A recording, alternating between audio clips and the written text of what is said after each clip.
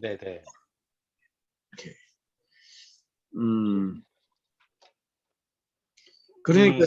그러니까 지금 내가 지금 드린 질문에 맞지 않는 거예요. 지금 내 사역에 앞으로 미래 사역에 어떻게 이 리바이벌 월십 부흥 사계식 예배가 어떤 면을 내가 적용할까? 그 부분을 한번 나눠달라는 거예요. 자, 근데 좀 이따. 그 부분을 대해서 얘기하기 전에 먼저 이거를 얘기하고 그 부분을 얘기하려고 합니다. 예. 이제 저 같은 경우는 이제 어렸을 때부터 제가 할렐루야 교회라는 큰 교회가 있습니다. 서울에. 네네. 근데 그 교회 대치동에서부터 시작을 해서 대치동, 그다음에 양재동, 분당까지 이렇게 이제 시작을 했습니다.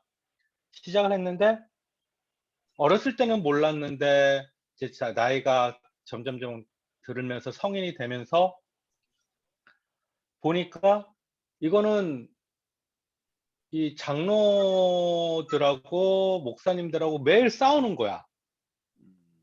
응? 매일매일 싸우는 거야. 그러면서 뭐 부흥을 시작하자느니 안 하면서 뭐 이렇게 하자니 이렇게 하자면서 뭐 교회는 더 넓혀야겠다. 아니면 뭐 교회를 어떻게 하겠다. 아니면 교육관을 더 크게 지겠다. 는 다른 데로 이사 가자. 그러면서 점점점 시작한 게 대치동에서 작은 교회에서부터 시작해서 양재동에 지금 온누리 교회라고 지금 하고 있어요. 예. 거기 양재동에 이제 그렇게 이동을 하고 나중에는 성도들끼리 다 이렇게 모여가지고 뭐 이렇게 뭐 건축 헌금을 내고 뭐를 해가지고 분당으로 이제 이전을 했어요. 근데 그 주된 사람이 어떤 분이냐면, 제가 이런 말을 해도 될지 모르겠지만 그 최순영 장로님이라고 아실는지 모르겠네. 신동아 그룹 회장. 예. 그 회장님 밑으로는 그 라인을 따라오는 장로님들과 아니면 목사님들과 항상 의견이 이렇게 맞지를 않았어요. 그렇고 과연 부흥이 될까 하면서도 무려 10,000명 이상이 되는 성도님들이 모이기 시작한 거예요. 그러면서도. 근데 설교 말씀을 들어보면 그 사람들을 위한 설교가 아니라 오히려 그 성도님들을 위한 설교가 아니라 다른 거에 대한 설교를 하면서 점점 어떻게 돼? 이게 이 장로님들 파하고 목사님 파하고 나눠지면서 이제 떨어져 나가기 시작하는 거더라고요, 보니까. 그걸 보면서 이 부흥이라는 게 과연 이 모르는 사람들에게, 예수 그리스도를 모르는 사람들에게 이거를 가르쳐야 하는 건지, 아니면 그저 빨리 교회를 더 크게 만들었고 활성화를 시켜서 이렇게 해야 하는 건지, 응? 그거를 제가 먼저 이제 얘기를 하고 싶었던 거고, 저 같은 경우는 그거를 보면서 저는 장애인 사역을 무려 거의 한 30년을 정도 넘게 했어요. 장애인 사역을요. 근데 그거를 볼 때, 그 장애인들 예배를 볼 때 보면 참 너무너무 성실한 거야. 이 말씀에 대해서. 말씀도 그렇고 자기가 뭐 율동도 잘 못하는데 정말로 너무너무 이 흥이 나고, 이게 그 흑인들처럼 흥이 나고 너무 좋아서 말도 잘 못하는데 그 몸도 잘 못 움직이는데도 불구하고 손을 들면서 다리를 동동 두드리면서 그런 찬양을 하고, 또한 또 거기에 대한 선생님, 목사님도 이해를 하든 못하든 굉장히 쉬운 말씀으로 이렇게 전하면서 그런 것들을 제가 많이 봤어요. 근데 제가 하고자 하는 사역이 바로 어떤 사역이냐면, 성도님들이 내가 전하는 이 증거가 정말로 너무 쉽게 받아들일 수 있는 그런 사역. 이게 장애인들처럼 이게 쉬운 것부터 점점 어려운 것까지는 할 수는 있겠지만, 내가 정말 부흥을 하고 싶다면 그 부흥에 모르는 사람들한테 막 뭐 창세기는 이래이래다, 뭐는 이러이래다, 갑자기 요한계시록 딱 얘기해 버리면 그 사람들이 과연 이 성경에 대해서 너무 가까이 올 수 있을지 멀리 올 수 있을지 그걸 모르는 거 아니에요. 그래서 저는 이 성경 속에서 나오는 그 쉬운 것들부터 접근을 하기 시작하고, 그 다음에 찬양을 더욱더 그 흥이 돋게 하면서 찬양을 하되, 만약에 이제 뭐 후원하신 분들이 좀 많고 뭐 아니면 내가 돈이 좀 더 많다 그러면 저는 그 현대식과 그다음에 클래식을 같이 번영하면서 그렇게 이제 부흥에 대한 예배에 대한 설교에 대한 그런 것들을 하고 싶다는. 그런데 그것들을 그 예전에 어렸을 때부터 봤던 그 장로님들과 목사님들의 그 대립적인 거를 보고 지금에 와서 이 공부를 하면서 봤을 때, 아, 이 세상에, 이 사람들이 세상에 따라서 이렇게 변한다는 거를,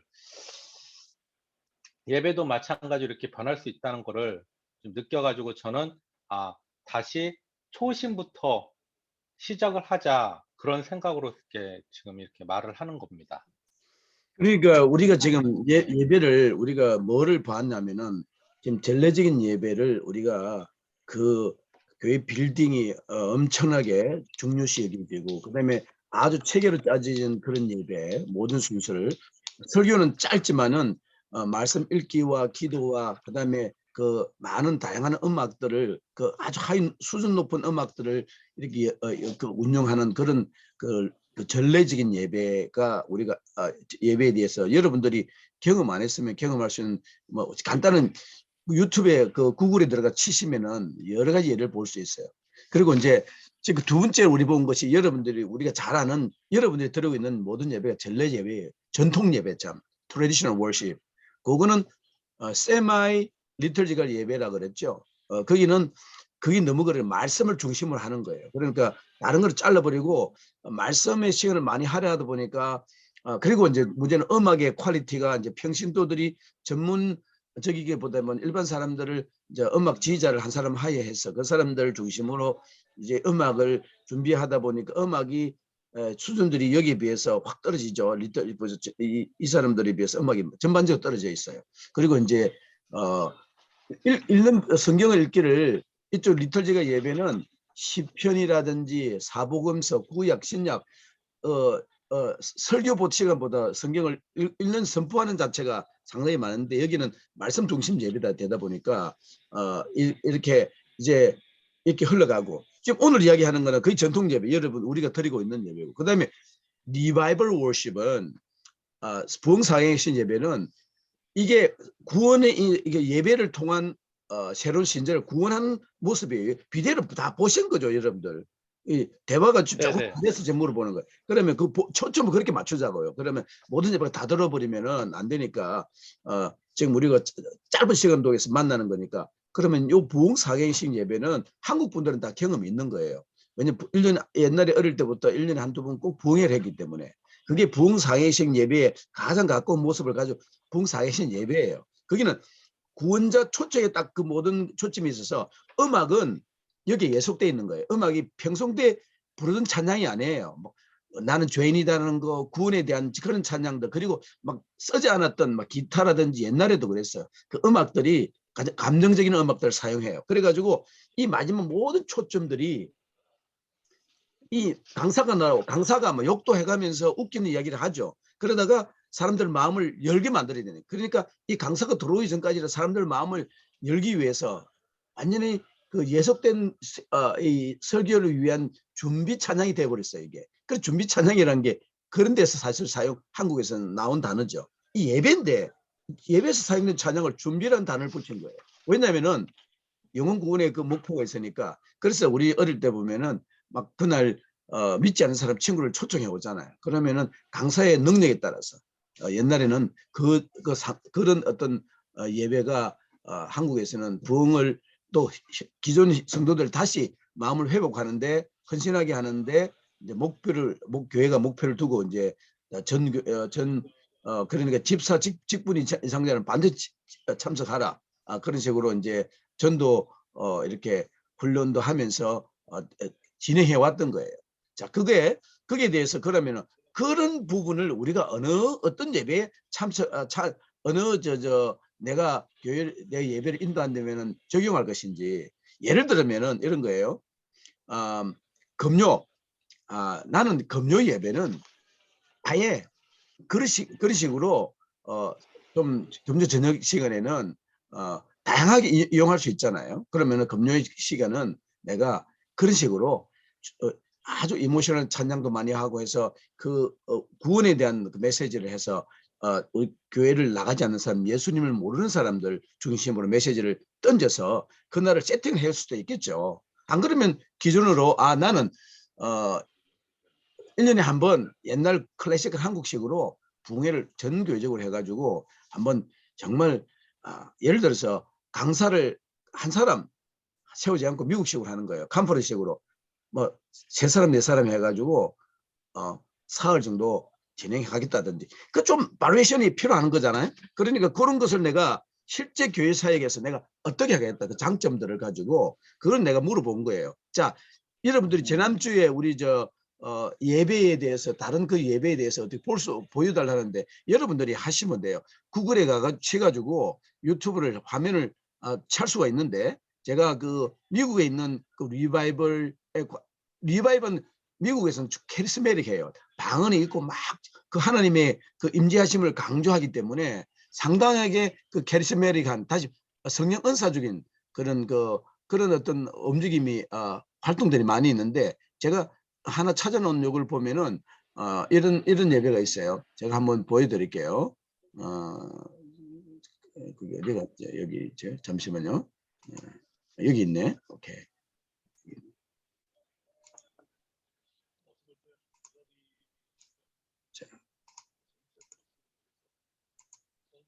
자, 여기 슬라이드 여기는 올라와 있는데 제가 보여드릴게요. 요거군요. 요거 아닌데.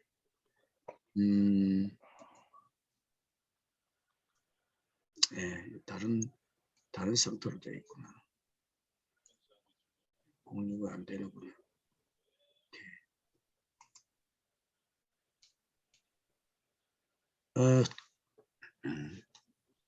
나중에 내가 좀 여러분들 대화를 진행하면서 내가 보여드릴 하기 전에 내가 뭐 화면을 비디오 클립 하나 만들어 놨었는데 지금 제가 갑자기 찾으려니까 보이질 않네 그게. 죄송합니다. 그렇게 됐어요. 오케이. 자, 그러면은 제가 그 비디오 클립을 말씀을 하셔서 좀 지난번에 해서 찾아보니까 여러분들이 원하는 그 우리하고 다른 옛날 세대하고 다르게 그 엄청나게 많은 자료들이 지금은 유튜브에서 여러분들이 그 주제 타이틀 치시면은 나오는 거예요. 제가 한번 들어가 보게. 예를 들어서 이렇게 할 수 있어요. 제가 이렇게 쳐서 구글을 이렇게 제가 치잖아요. 그러면은 구글 서치 엔진에서 예를 들어서 텐트 프론티어 월십이라고 가장 우리가 역사적으로 가까이 있는 거니까 그럼 쭉 이게 나오잖아요. 그러면 비디오 클립이 나오죠. 여기 보면은 이미지가 있고 이미지는 이제 여러분들이 보시는 뭐 이거는 텐트 프론티어 하니까 막 이런 게 나오네, 그죠? 비디오는 봅시다. 이게 여기 보면 월십이 나오잖아요. 텐트 리바이벌 나오죠.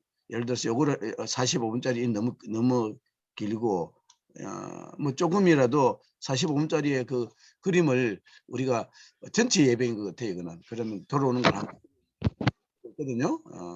읽고 있으니까 자 여기에 있는 거를 보면은 이 예배잖아요. 자 한번 클릭해 볼게요. 자.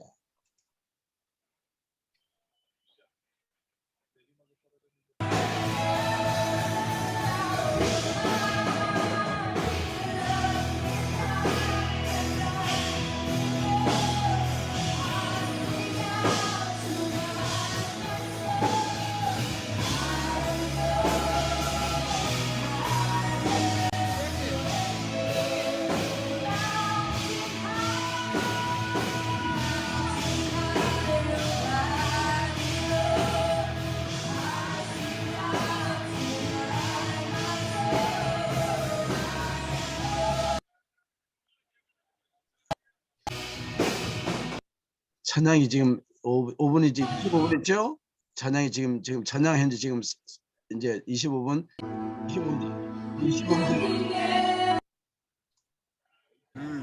That's worship. According to the book of Acts, the Bible says that Paul and Silas were singing hymns in the jail. And all of a sudden there was an earthquake. And the doors of the prisoners, listen, the doors of the prisoners opened. You might be in prison to sin, but I'm here to tell you that door has been opened for you. 이제 지금 이게 이 현재 미국에서 예배드리는 이 예배 스타일의 그 우리가 말하는 프렌즈 월십 플러스 주제는 여기 보니까 한 30분 정도 찬양하고 지금 브리처가 이제 브리처 시작했는 거예요. 이제 그 지금 미국에서 그냥 큰 대형 수프 교회가 아니라 보통 이제 정도의 교회들이 사용하는 예배의 모습을 봤는데 여러분들이 그 구글 서치 엔진에서 이렇게 들어가시면은 그 우리가 말하는 모든 예배의 그 샘플들을 직접 내가 참석하지 않아도 다 경험할 수 있어요. 그러니까 여러분들이 서치 엔진에 타이핑 해가지고 예를 들어서 리터지컬 월십 같으면은 어떻게 리터지컬 월십이라 치는 것보다는 에피스코팔, 예? 에피스코팔 처치 치시면은 그 예배 하나가 또 뜰 거예요. 그래서 그런 식으로 여러분들이 경험을 하시면은 좋을 것 같고, 자 그러면은 제가 여러분들이 이제 여러분들이 중간쯤에 이쯤에서 한 가지를 좀 더 질문들이 있는데 여러분들 그 들어오기 전에 여러분들의 그 하도 자꾸 질문이 들어와서 이제 반이 지나가는데도 아직도 물어보시는 일자 제출 일자가 제가 맨 처음에 여러분들에게 다 보내드렸어요. 그러니까 이거를 자꾸 물어보시면은 여러분들이 이거 확인해 보셔야 돼요. 지금 보면은 오늘이 12일이죠. 오늘이 듀데이가 트래디셔널 월십이에요. 제가 페이퍼를 미리 보내드리는 거예요. 카피들은. 왜냐면은 여러분들 시간이 나실 때 봐라. 영어로 보내드리니까 좀 부담스러울 것 같아서 미리 보내준 거예요. 제가 시커스까지 보내드렸어요. 요번에 이제 요거 넘버 9은 이제 이번에 내일 모레는 오늘 내일이나 보내드렸고 이미 준비는 돼 있으니까 그러면 이제 리딩 리ኳ이는 다 이제 보내드린 거고 그다음에 이제 또 필요한 것이 여러분들에게 그다음에 이제 여러분들이 필요한 게 이거예요. 이 자료 이거를 여러분들에게 지금 오늘이 이제 사실 우리 중간고사 시험을 안 치기 때문에 제가 여러분들이 출석 A 하나 앱센트가 이게 3점이에요. 3점 3점. 요 3점 예를 들어서 레브 그다음에 3점 6점을 제가 빼는 거예요. 이게 출석이 30점이에요. 30점. 한 번 10번을 만나니까 한 번 빠지면 3점이 이제 디덕이 되고 제가 2월 26일은 만나지 않으니까 그날은 전부 다 그냥 3점을 드리는 거예요. 그리고 리딩은 2점이죠. 한 번 20점이 만점인데 전체가 R1, R2, R2 이분들이 2점을 받으신 거예요. 근데 얘가 이거 보여드리는 거는 이분들 외에는 다 리딩을 리턴을 안 하셨기 때문에 이 점수가 없는 거죠. 20점이 마이너스가 되는 거예요. 여러분들은 80점부터 시작하는 거예요. 프로젝트가 50점이니까 그죠? 그래서 여러분들이 토요 미팅이 3점 이때는 제가 질문 답을 하셔야 돼요. 그죠? 그러면 안 나오면은 여러분들이 뭐 medical issue라든지 you have any issues then I can give you absent A is absent. Okay. R1은 reading을 reading 1 assign reading 1, 2, reading 3를 리턴했다는 뜻이에요. R 없는 분들은 다 그 리턴 서머리를 안 보내서 점수가 없어요. 그 저희들은 이 과목은 점수를 그렇게 합니다. 시험을 쳐서 하지 않고 여러분들이 스스로 공부를 해서 리포트 하도록 그렇게 했으니까 이걸 보시고 혹시 뭐가 잘못됐습니다 하면은 저에게 이메일 보내주세요. 오케이. 그래서 오늘 우리가 중간을 지나왔기 때문에 성적을 내가 드려야 되기 때문에 안 내시면은 그냥 여러분들이 그 나중에 어떻게 성적은 나오지는 않아요. 성적은 나오지 않고 그냥 열심히 참석하신 걸로 해서 또 도움이 되기를 바랍니다. 왜냐하면은 그 학위를 가기 위해서는 그 집중해서 딱 그 기간 동안에 해야 되는 그런 그 리콰이어가 있어요. 그래야 뭔가가 정리가 되기 때문에 안 그러면 그 우리가 비디오만 보는 식으로 보고 사라지기 때문에 그런 식으로 하게 되면 이게 전체 내가 이 과목에 대한 확립이 되지 않아요. 그러면 나중에 사용할 때 이게 나에게 직접적인 도구로서 도움이 되지 않기 때문에 여러분들이 도움이 된다면은 학점을 따시려면은 반드시 리딩을 리턴해 주셔야 되고 줌 미팅에 참석하셔서 디스커션 하셔야 돼요. 오늘도 제가 첫 질문을 우리 김민석 선교사님 보내드린 것은 지난주에 나간 그 리바이벌 원래 계획이 전례 예배, 전통 예배, 그다음에 리바이벌인데 제가 거기서 뭐를 보내드렸냐면은 그 먼저 월십 앤 프레이즈를 들어가 버렸어요. 죄송해요. 순서가 메스업된 거예요. 역사적으로 순서로 가야 되는데 그래서 다시 제가 리바이벌 지난주는 우리가 월십 앤 프레이즈에 대해서 말씀을 나눴거든요. 그러니까 이제 리바이벌에 대해서 다시 우리가 돌아가서 오늘 말씀을 나눕니다. 그리고 여기 보니까 여기 먼저 보내주신 우리 김영학 선교사님은 예배의 형태가 국가에 따라 시대에 따라 다양함을 배웠습니다. 이 무슨 말씀이에요? 예, 제가 이제 급해서 짧게 썼는데 취지는 사실 지금은 좀 교회마다 예배 형태가 조금 다르기도 하는데 옛날에는 장로교면 장로교, 성결교면 성결교, 감리교면 감리교. 제가 침례교는 경험하지 않고 그 새 교단은 경험을 해봤거든요. 예배 형태가 거의 대동소이했습니다.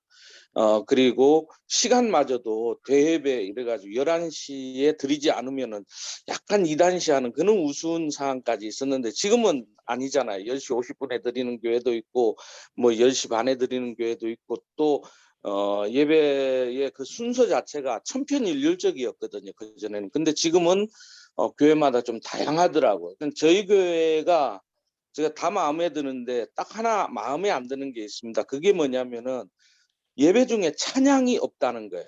찬송이요. 찬송이 딱 한 곡이 있습니다. 한 곡. 그 외에는 다 그냥 가스펠로 합니다. 예배 중에도.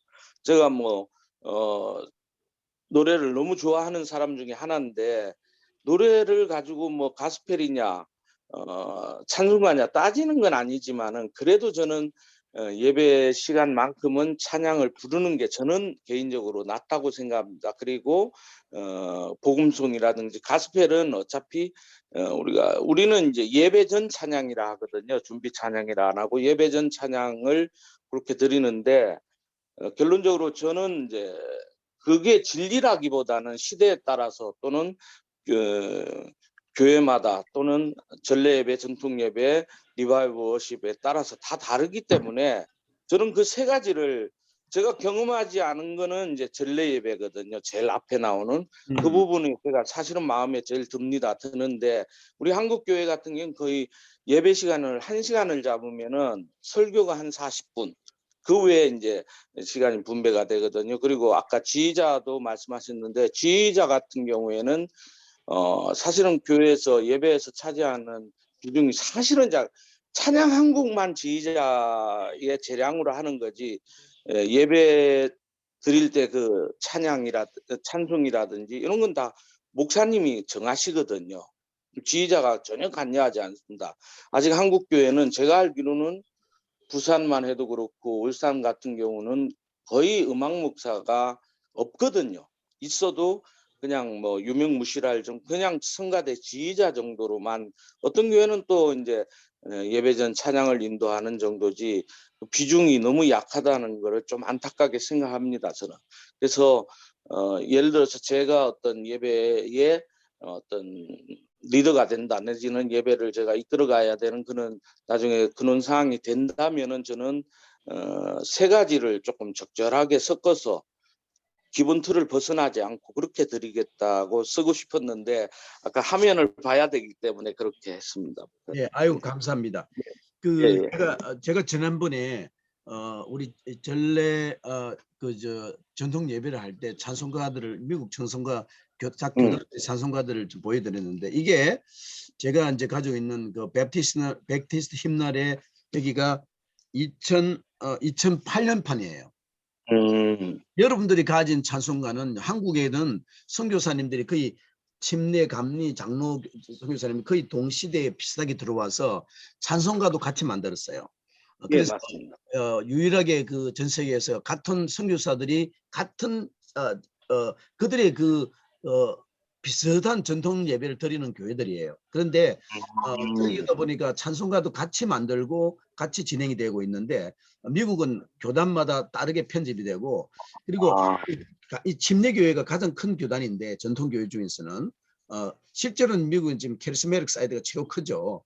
다시 복음 교단들이 미국 전 세계의 선교를 많이 이끌어가는데 침례교회가 남침례교회가 미국에서 최고 큰 교단이에요. 그런데 이 교단이 찬송가 개편을 한국 교회처럼 아주 오랫동안 안 했어요. 그러다가 이제 긴 이야기지만 옥스포드 무브먼트를 갖다가 의식이라든지 여러 가지를 연구를 하다가 찬송가가 지금 10년에 한 번마다 개편이 돼요, 거의.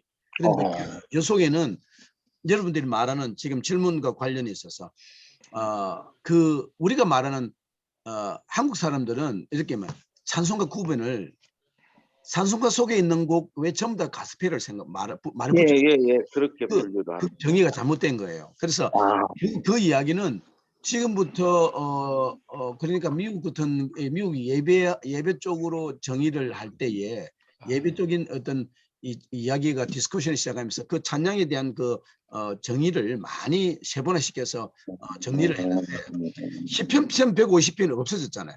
근데 찬양과 颂배 속에서는 그 시편송을 집중적으로 이게 찬송가 속에서는 왜냐하면 이 찬송가가 보면은 찬송가 여러분들 이제 이야기를 보면은 예를 들어서 여기 보세요.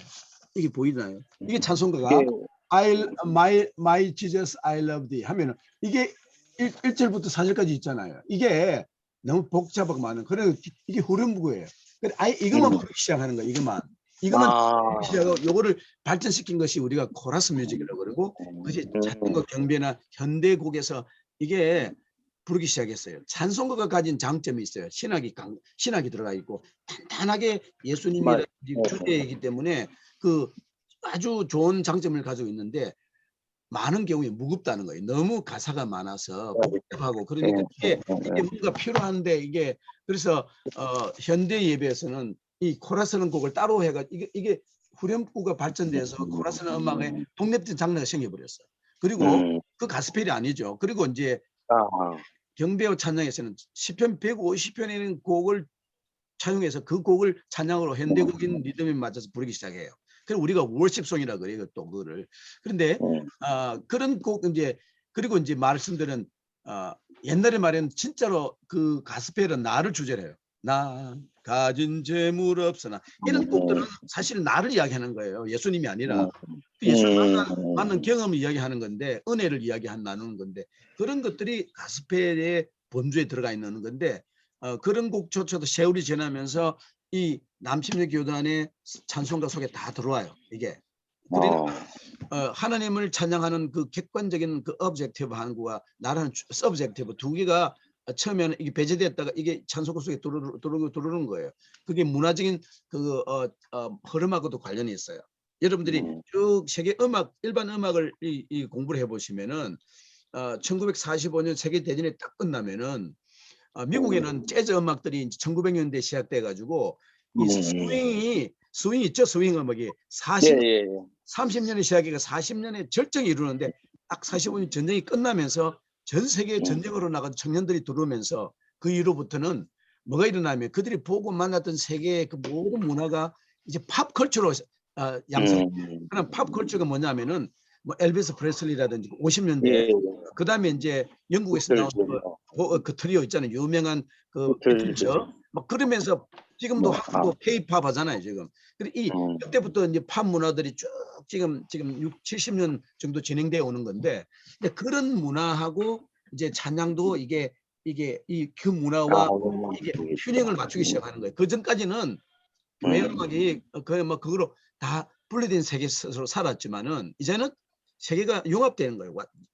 수많은 갑자기 시골에 있던 청년 하나가 전쟁 터지면서 배를 타고 비행기 타고 유럽으로 프랑스로 날아가고 어떤 청년은 갑자기 이온지암으로 막 전쟁을 하러 섬으로 달려가는 거예요.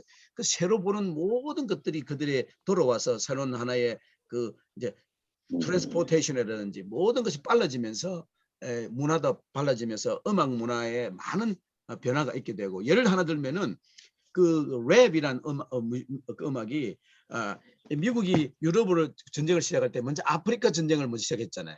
그래가지고 그다음에 시실리를 점령하고 네, 이게 먼저 그 D-Day에 노르만디에 들어오기 전에 이탈리아를 먼저 들어갔어요. 이탈리아, 예, 이태리 시시리. 가가지고 이태리를 갖다가 점령했을 때 이태리의 흑인들이 가지고 랩을 다 전수해 줬어요. 그래서 이태리 반도에는요 40년대 랩으로 된 이태리 음악을 부르기 시작했어요.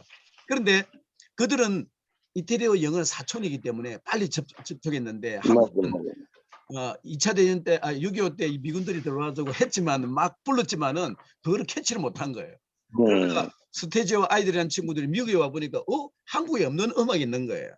걔들이 잘했다는 게 아니라 가장 먼저 우리가 다른 장르를 한국에 소개한 그 공로로 한국에서 그 업계에서 이름을 날리게 되는 거예요. 그런데 다른 나라들 보면은 그 언어가 다르니까 한국과 영어가 다르니까 한국 사람들이 저게 뭔 게 캐치를 못한 거죠.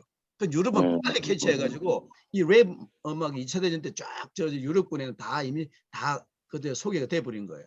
이제 한국은 먼저 잡는 사람이 임자죠. 미국에 와. 그래서 스테이지 아이들은 이게 뭐가 자기 소스 떨어지면 미국에서 또 찾는 거예요. 그래서 미국 걸 쫙 가져가서 한국의 팝 문화가 지금 되는 것처럼 그 음악이 이제 세계 역사와 이렇게 또 이렇게 근대 사회에 좀 다양한 모습으로 형성이 되는데 지금 말씀하시는 그런 어떤 그 가스펠이란 단어, 복음송이라는 단어를 그렇게 단순하게 볼 건 아니라는 거. 그리고 그 정의 자체를 우리가 균형된 음악을 음악이 가지고 있는 그 여러 가지 그 흐름이 있고 지금 거기에 대해서 제가 시간이 이거 우리 예배를 다루기 때문에 음악에 대한 많은 부분을 제가 어떻게 하루 정도 좀 다룰 수 싶은 생각도 있어요. 타이트해요. 스케줄이. 그래서 마지막 날에 음악을 예배를 고를 때 그날 제가 좀 여러분들하고 나눌 수 있는 시간이 있을 것 같지만 또 못할 경우도 있을 것 같아서 지금 오늘 그 말씀을 하셔서 말씀 나누는 거예요. 그래서 그 결론은 뭐냐면은 우리의 음악은 시와 참의와 신령한 노래 골로새서 3장 16절에 사도 바울이 교회에 건조한 거는 시편송과 찬송가와 영적인 찬양을 이야기한다면은 그러면 결국은 그가 말한 주제는 사도 바울이 건조한 교회에서 음악의 종류는 모든 음악을 다 사용할 수 있어야 됩니다.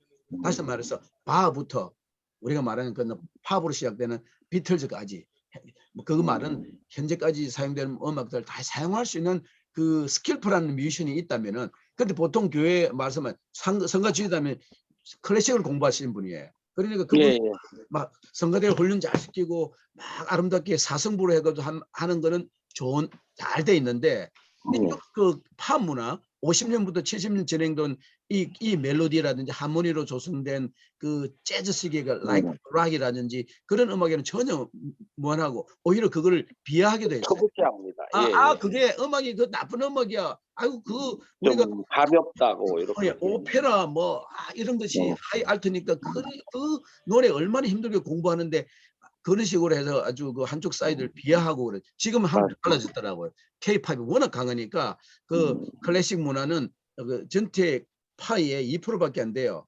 2%. 나머지 뭐 여러 가지 팝이런 다양한 종류의 음악들이 그 파이를 나누어 가지는데 그 대신 그 클래식은 전 세계가 한 파이기 때문에 이제 내가 잘하면은 그 무대가 전 세계가 하는 무대가 되어서 서바이브가 되고 그 국내에서 어느 정도 1류가 안 되면 2, 3류는 힘드는 거예요. 잡으로 하기는. 무대에 쓸 수가 없고. 이 팝 쪽은 그 파이가 커가지고 2, 3류가 돼도 나름대로 또 마케팅이 있는 거예요.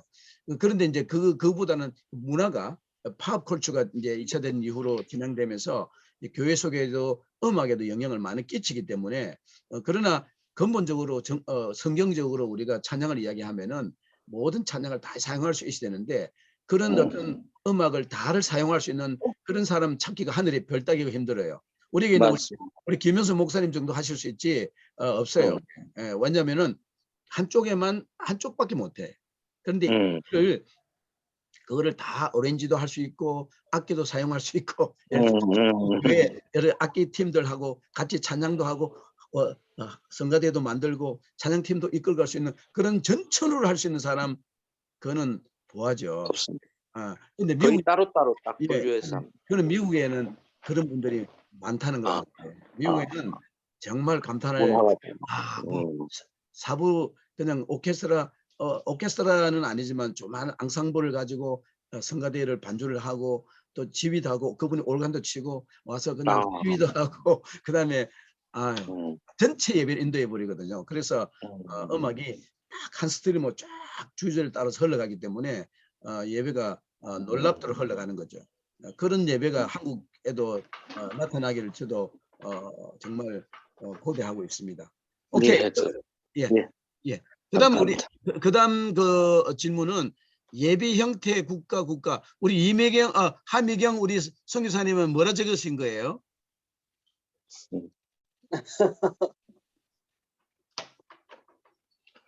우리 신랑 따라 아, 그래요? 적었는데 네. 알겠습니다. 그러면은 우리 김현수 목사님께 한번 볼게요.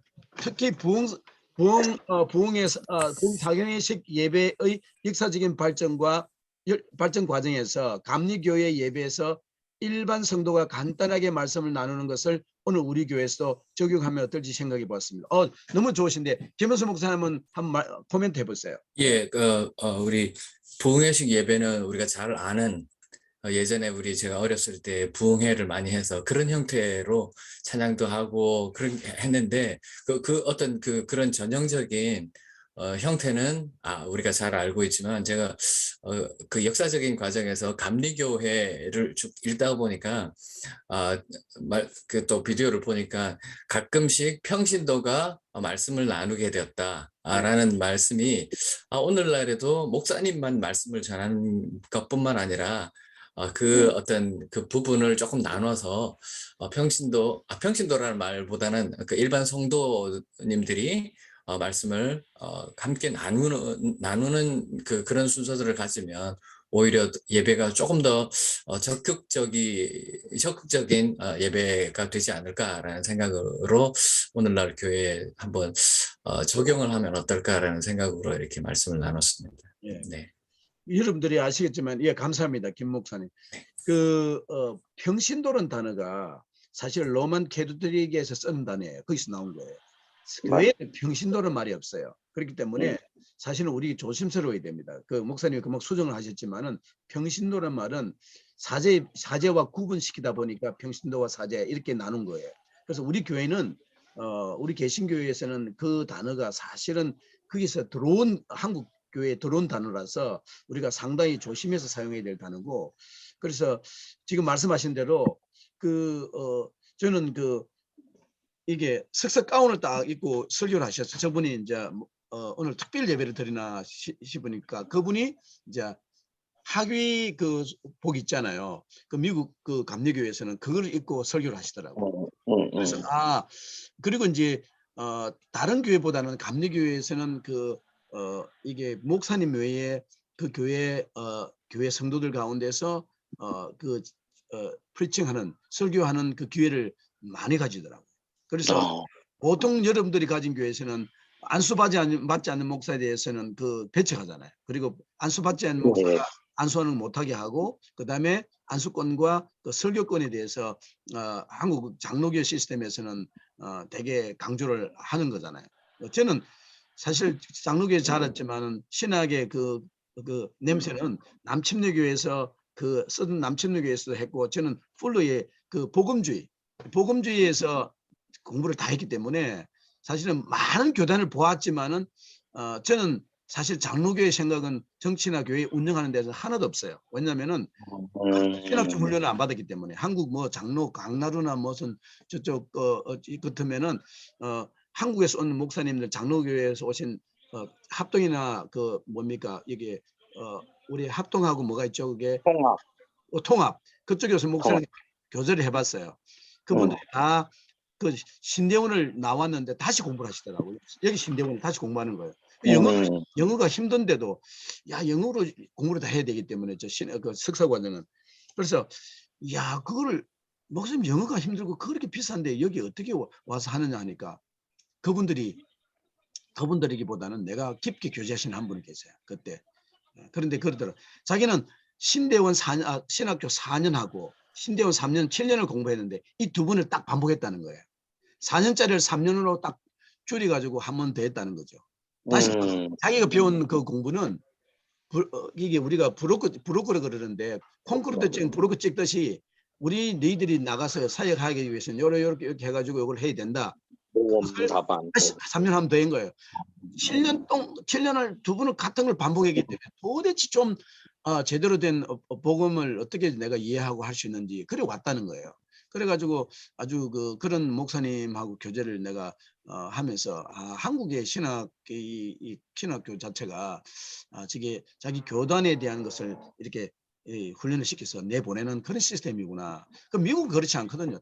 그 시스템 속에 다양한 자기 개성을 가지고 사역할 수 있도록 하고 물론 그 교단에 대한 교단에는 그걸 가르치는 있기 때문에 그러나 폴로는 복음주의에서 그런 게 없어요. 그냥 모든 것이 다 모든 교단들이 다 와서 공부를 하거든요. 교단에 어제 이렇게 리포트를 보니까 교단 수만 와서 공부하는 것만 해도 교단 수만 해도 엄청나게 숫자가 많더라고요. 다음에 제가 잠시 보여줄 자료가 있을지도 모르겠는데 그래서 여러분들이 이 지금의 교단의 색깔이 교단의 그 컬러들이 지금 모든 예배에서 퇴색화되는 것이 지금 세대예요. 전 교단을 강조하던 것이 교단을 강조하기 시작하면은 복음의 하나님께서 쓰시지 않는 흐름을 알았는지 교단주의가 지금 세대에서는 퇴색되어 있는 게 대세고 흐름이고 그리고 어떤 교회 전체 예배 흐름이든지 내가 적용할 수 있고 내 교회에서 필요한 것을 알고 그것을 잘 채택할 경우에 엄청나게 하나님께서 사용하신다는 것을 알고 제가 말씀드렸잖아요. 전례교회에서 청년들이 미국 플로리다에서 청년들이 거기서 바글바글 한다는 소문 듣고 찾아간 거예요. 정말로 청년들이 전 개신교단, 감리, 침례, 장로교단에서 그 출신들이 청년들이 20대, 30대들이 그 3시간짜리 예배를 드리고 있더라는 거예요. 악기도 하나도 없는 예배에. 왜? 우리 목회자들은 질문을 던져야죠. 왜 저 청년들이 저 예배에 속깃할까? 그럼 나의 예배는 어떻게 해야 될까? 그런 것도 우리들이 목회자들은 사역자들은 고민할 필요가 있겠죠. 자, 그다음에 아주 그 설교 부분도 정말 우리가 적용해 볼 수 있는 거죠. 여러분들이 뭐 예를 들어서 장로교 시스템만 따라가면서 그렇게 고집한다면은 할 수 없죠. 뭐 그렇지만 그게 아니라고 생각한다면은 한 번씩 그렇게 새로운 모습들을 교회에 제시하면 교회가 신선함을 얻을 수 있어요. 또 그걸 통해서 그거는 목사님에 달려 있겠죠. 리더십에 달려 있는 거죠. 자, 우리 이진희 선교사님이 나온 거 부흥사경식 예배는 믿지 않는 자들을 위한 하나님의 도구로 사용될 수 있는 장점과 단점은 오랫동안 하나님을 믿는 자들에게는 맞지 않는 것 같다. 예, 말씀하세요. 네, 그러니까 부흥사경식 예배는 예수 그리스도를 정말 구주로 영접할 수 있는 그 복음을 전달하는 어떤 도구가 되어서 그 말에 저는 하나님 그래서 또 이제 예수 그리스도를 영접하고 또 회개하고 용서가 있었으면 믿지 않는 그러면서 이제 하나님 말씀에 그 우유를 먹을 사람이 있고 또 고기를 먹을 사람이 있다고 이렇게 얘기를 한 것처럼 이제 그들이 이제 신앙이 성숙하면 거기에 따른 조금 다른 형태의 뭐 성경 공부라든지 또 조금 더 나아가서는 하나님과의 더 가까운 그런 어떤 관계를 위해서 조금 다른 형태의 예배를 또 선호해서 하면 좋을 것 같다는 이런 생각을 하게 됐습니다. 네네. 그 에드민이라고 나와 있는 우리 분 누구시죠? 여기는 사이먼님. 예. 목사님이시고. 예, 맞네. 에드민 나와있네. 예, 그 부흥사경의 예배는 관심을 불러일으켜서 불신자가 교회에서 복음을 듣게 하고 진자들은 은혜 받기를 기대한다. 예, 주일은 전통 찬양 예배를 선호한다. 성도들은 말씀 듣기를 원한다. 예. 그리고 목사님은 그러면 이 부흥상행식 예배에서 우리 일반 예배에 사용할 수 있는 부분이 있습니까?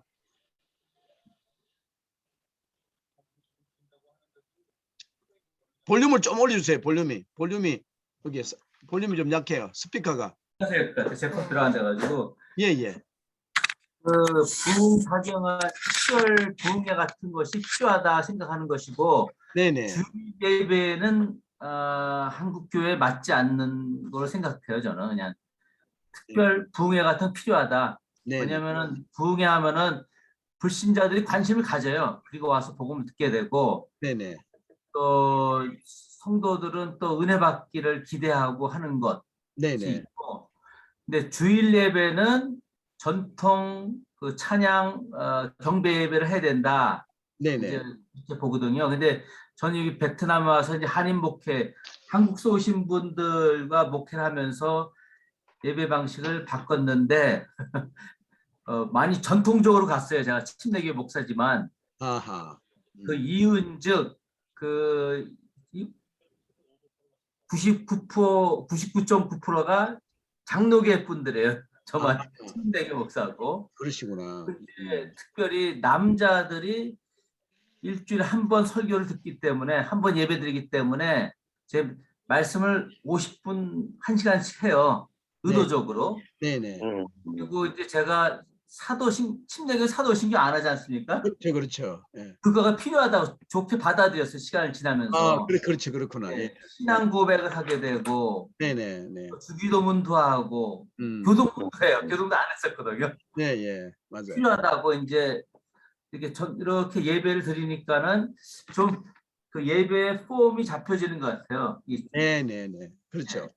맞습니다. 찬양도 하고 하는데 음, 약간 블렌드해서 하는데 저는 여기에 맞게 한 것 같아요. 네. 그러니까 네. 지금 목사님이 그 지금 진짜 그 남침례교회에서 훈련 받으셔가지고 장로 지금 베트남에 가셔서 그 현지에 맞도록 지금 예배 여러 가지 지금 그렇죠. 이제 도입하신 거잖아요. 그 예. 교동문이라든지 사실은 전례적 교회에서는 또 이 교동문을 놀이를 하거든요. 그 우리는 저도 한국 교회 시도를 해봤어요. 그런데 이분들이 너무 익숙하지 않아 가지고 저도 지금 교동문 리딩 한국식으로 읽기만 해요. 그런데 이제 좀 훈련이 잘 되고 하면 교동문을 이렇게 감명적으로 이렇게 하면 그 큰 프로젝트에 그 하나만 해도. 그리고 이제 말씀하신 사도신경은 안 하죠. 사도신경 미국 교회에서는 거의 그 캐리스메릭 교회는 하는 교회 하나도 없어요. 그리고 전통교회 장로교회만 하지. 그죠? 남천교 교회에서도 안 하고. 그런데 그것도 그 지금 도입하신 거고. 그다음에 이제 전통교회 예배는 찬양과 말씀 딱 두 개 중에서 이제 지금 말씀을 기다리는 기도하는 그 이 두 개 이 예배 두 개 투폴드 폼이거든요. 이게 지금 그래서 그래서 거기에 대해서 지금 목사님이 이제 그 현지에서 적용을 하신 건데 잘 하셨어요. 그렇게 현재 상태에 맞도록 이제 나머지는 음악을 어떻게 선택해서 어떻게 밸런스를 맞추느냐 그런 문제도 이제 어떤 찬송가가 교인들이 찬송가를 요구할 수가 있어요. 그러면 찬송가를 다 빼버리면은 이게 시험 되는 분도 계시고 그럼 찬송가를 아까 전에 우리 김영학 선교사님 말했듯이 찬송가 한국은 꼭 배려한다든지 그러면서 월십송 중에서 시편 찬양 들어가는 것도 혹은 뭐 중간에 그 부흥상회식 예배에서는 그런 나 주제로 돼 있는 거 회심적인 그런 것도 이렇게 배치하면은 그 전체 예배에 다 지금 들어오는 거 몰드에 들어오는 거니까 그런 것들이 우리가 좀 이제 고민을 해볼 수 있는 부분이겠습니다. 예, 감사합니다. 그 베트남 교회를 가보니까는 네네. 예배인데 2시간 반 동안 하더라고요. 뜨겁게. 예. 하고. 예.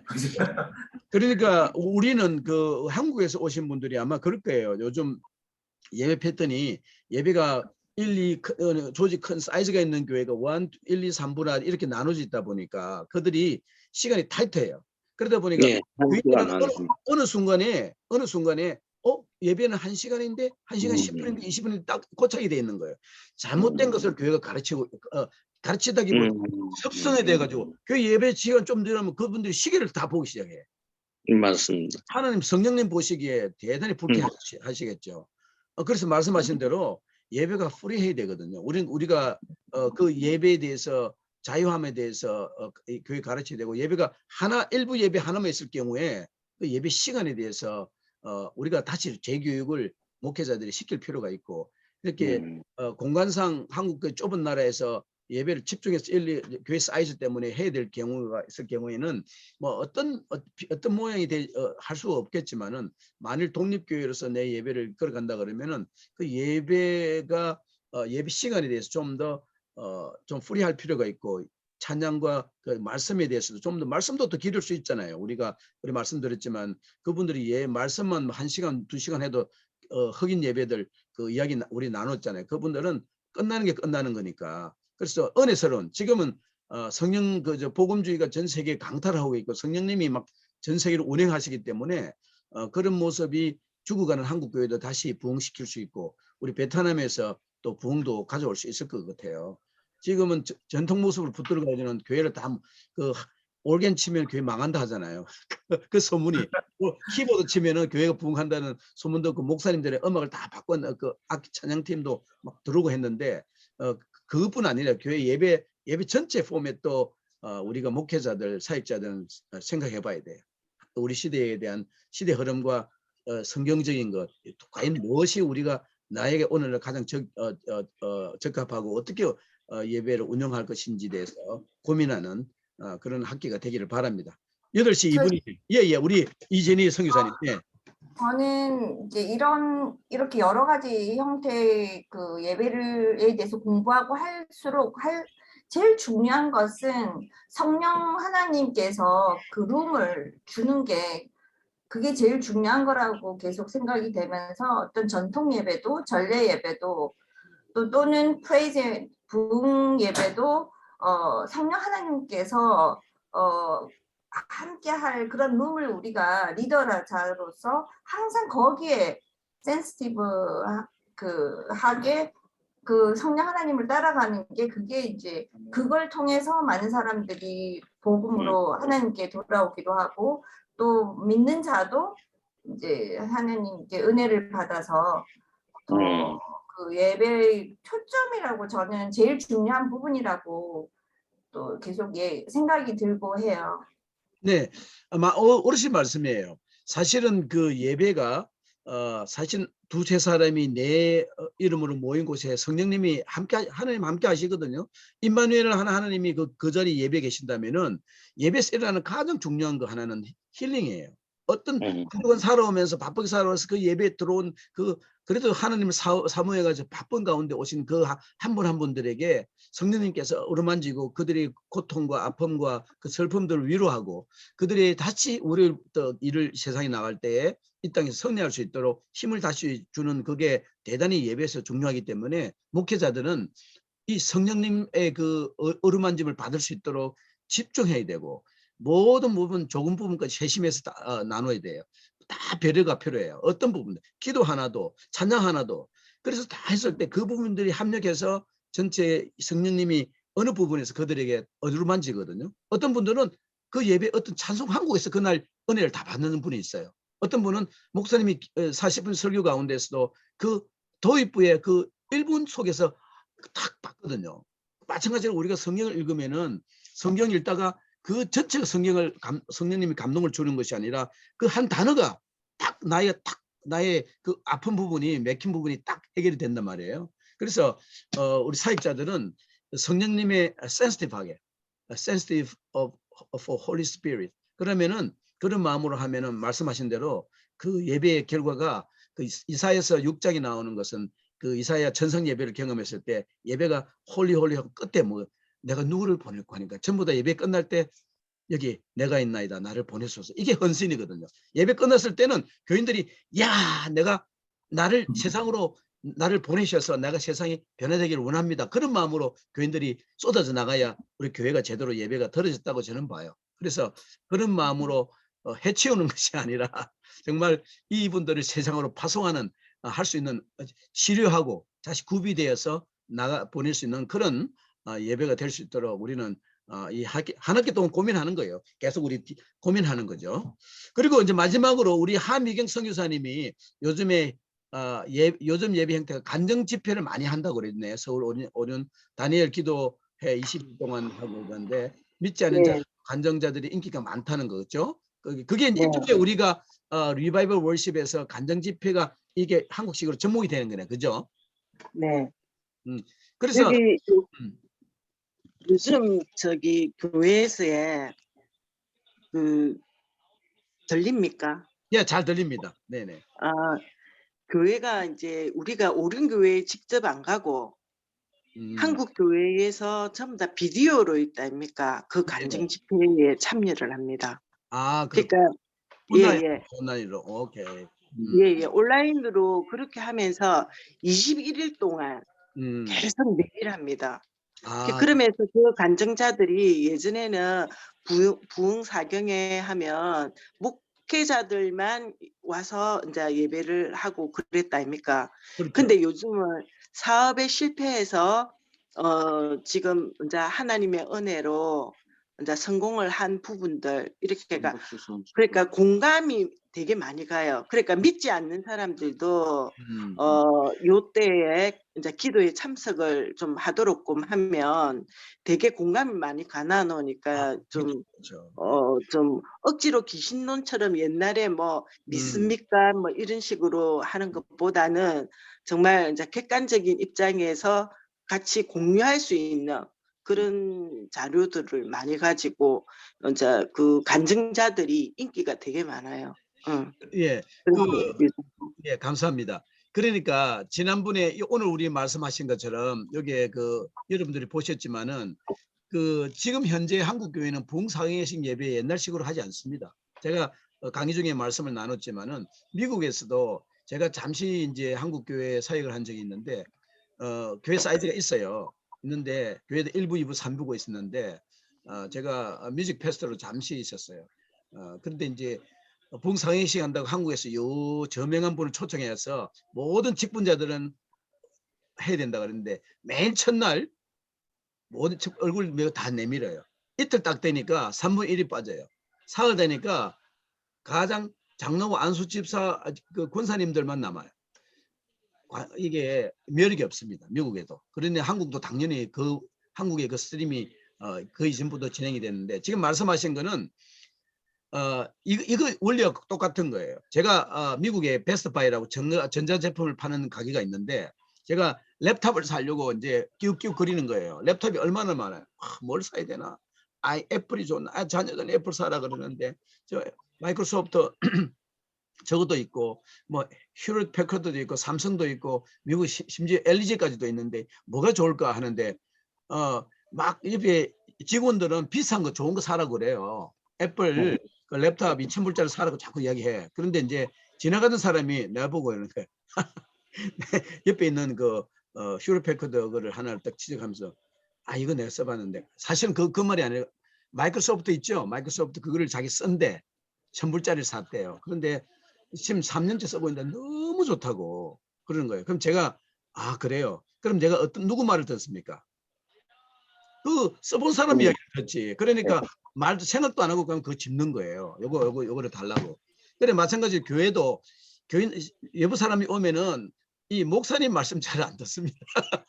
죄송하지만 평신도 자기와 같은 삶을 사는 사람이 그 이야기에 속기도 하죠. 그래서 satisfied customer 이라 얘기하잖아요. 영어로. 그 만족한 그 커스터머의 이야기가 호소력에 있어요. 그래서 그 세드백 철치의 릭 워렌 목사님 그 교회는요. 그 목사님은 한국 목사님이 설교하다가 그 뭡니까 예를 들잖아요. 무슨 이제 샘플을 세상 이야기를 들어요. 이렇게. 그런데 그 목사님은 절대로 그래야 하지 않습니다. 그 교회의 교인을 딱 등장시킵니다. 항상 간정 설교 중간에 자 그분이 들어와요. 그래가지고 혹은 남편이 아내가 혹은 두 사람이 등장할 때도 있어요. 그래가지고 실제 이야기를 하니까 그게 이게 가슴에 와닿는 거예요. 그분은 독특한 그 모습들을 이용하신 분인데 그 말씀하신 대로 그 부흥사경에도 부흥에도 이렇게 이 satisfied customer를 등장시킴으로 해서 정말 말씀하신 대로 한국말로 공감, 같은 감동을 일으키고 동의할 수 있는 그런 메시지를 던지기 때문에 평신도나 평신도란 말을 하지만 일반 믿지 않는 분들에게 더 많은 영향을 줄 수가 있는 거죠. 그것도 지금 말씀하신 대로 이용할 수 있는 부분이네요. 그죠? 아주 좋은 부분이었어요. 자, 8시 11분인데 오늘 여러분들 그쪽에서는 밤늦게 우리 시애틀은 아침 8시인데 여러분들 좋은 밤 되시고 좋은 하루 아침 되시고 또 한 주간 여러분들 좋은 승리하시길 바랍니다. 다음 주는 우리가 시컬스 예배를 볼 거예요. 시컬스 구두 예배 가장 문제가 되는 그 예배인데 그리고 제가 지난번에 말씀을 드렸지만은 한 가지만 더 광고를 하고 마칠게요. 여러분들에게 뭐냐면은 이거죠. 제가 이걸 드렸나요? 이 우리 강의 스케줄에서 스케줄 이 스케줄에 여기 있죠. 여기 2월 26일 날 2월 26일 날은 제가 그 타지에 다음 주하고 두 주가 상당히 바빠요. 한 번은 멕시코 갔다가 한 번은 조지아 아틀란타로 가는데 이 날은 제가 미팅 때문에 논 미팅이 돼 있죠. 2월 26일은. 그러나 여러분들 일부러 리턴해 주시기 바랍니다. 이 날 강의가 우리가 미팅 모임이 없으니까 다음 주는 있어요. 다음 주는 우리가 시컬스 예배에 대해서 우리가 나눌 거예요. 그러니까 그거 알고 다음 주에 뵙겠습니다. 다음 네, 수고하셨습니다. week 네 들어가세요. 네 할렐루야. 네, 수고하셨습니다. 예배, 다음 주 시컬스 예배. 다음 주에 시컬스 예배 나누겠습니다. 우리 이진희 선교사님은 자꾸 잠시만 질문이 있대요.